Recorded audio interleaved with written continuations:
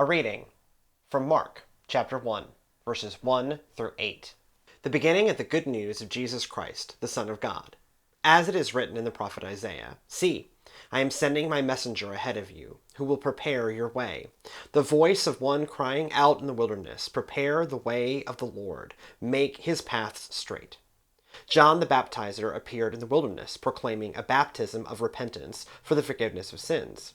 And people from the whole Judean countryside and all the people of Jerusalem were going out to him and were baptized by him in the river Jordan, confessing their sins.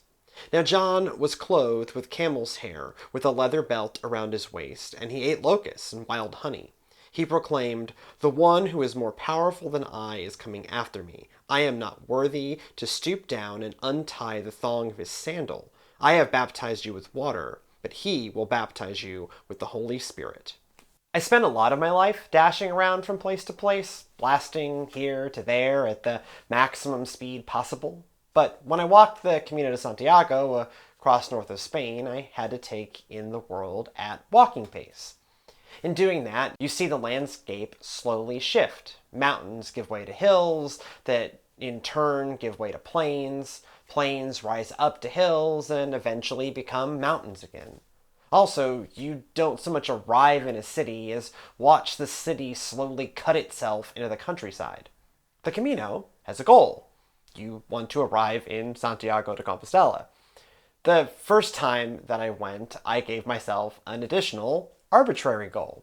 I wanted to arrive in Santiago specifically on my 20th birthday. In my late teens, the idea of living to 20 felt like an unachievable goal. Depression, anxiety, stress, et al. Felt all but certain to prevent me from reaching the beginning of a third decade of life. I didn't set out on my pilgrimage with any particular goal, but at some point on my journey, I decided that getting to Santiago would mark a turning point in my life, and that got tied to the idea of having, remarkably, lived to 20.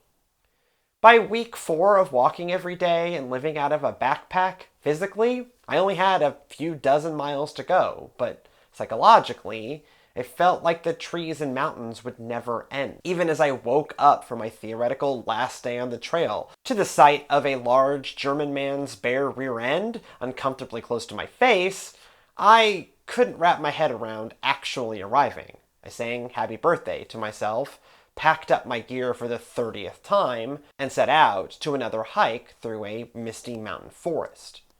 Few hours in, a strange and austere sight greeted me. I emerged from a forest to a highway and rows of huge light poles a couple of dozen feet tall. The structure baffled me. There were a lot of lights, and they were very tall. What were they? Why were they so huge? Why were there so many lights? Had I stumbled upon something secret or alien? Days of mountains and trees had perhaps warped my mind a little bit. The approaching aircraft brought me some clarity. It was the Santiago airport. The lights marked the approach to the runway. They needed the tall poles because the airport, like everything else, was on a rise in the land. Once I had clawed my mind back from Area 51 fantasies, hope flooded my system. I finally felt close to Santiago, close to meeting my arbitrary and deeply important goal. The traditional spot where pilgrims are supposed to feel like they've almost arrived is the town of La Vacola. Its name comes from the fact that pilgrims would prepare themselves for their arrival and the end of their trek by cleaning themselves. The literal translation is a mildly rude way of saying, wash your bottom. The airport got built many centuries later and even further out. So my harbinger of joy was not an opportunity to lava my rear, but the utterly alien landscape of airport landing lights. I see these landing lights in Mark's description of John the Baptist. He, too, is a strange prophet of tremendous joy. Mark highlights John's otherworldly nature in verse 6. Now John was clothed with camel's hair, with a leather belt around his waist, and he ate locusts and wild honey. John lived out of step with his own society. Normal first-century Judeans didn't wear rough clothes and live off desert insects. He placed himself deliberately on the fringe, yet from this outsider came a message of joy after over 500 years of waiting. God's people returned from exile in 539 BC. Nehemiah and team rebuilt the temple some 80 to 90 years later. From that point on, a kind of stasis sets in. They lived in the Promised Land. They worshipped at the temple. They lived under the rule of various empires. Persians, Greeks, and Romans each got a turn. They lived without any sign of a Messiah from the house of David. By the time John gets into the baptizing and proclaiming business, centuries have passed with no sign of change. They live in an endless tunnel of oppressive empires and only a promise that God will do something bigger. John stepped out onto that particular stage and broke that particular cycle. He became the messenger heralded by Isaiah, as it talks about in verse 7 and 8. He proclaimed, "The one who is more powerful than I is coming after me. I am not worthy to stoop down and untie the thong of his sandal." One can easily imagine that few folks expected to hear anything at all.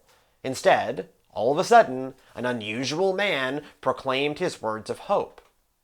Both my strange Camino encounter and John the Baptist are highly specific occurrences, but I think they speak to something broader about God's hope. We never know when and from where our hope will come. We never know how it will show up. We might have expectations of timing and messenger, but we should probably throw those out the window. We expect smooth, clear, linear processes. But sometimes, hope can break through in surprising ways. Pain, hopelessness, and suffering can all seem like an impenetrable tunnel. But the harbinger of hope that might break you out could be just around the corner, just beyond the next break in the trees, or already proclaiming the good news in your nearest wilderness covered in camel hair and eating insects.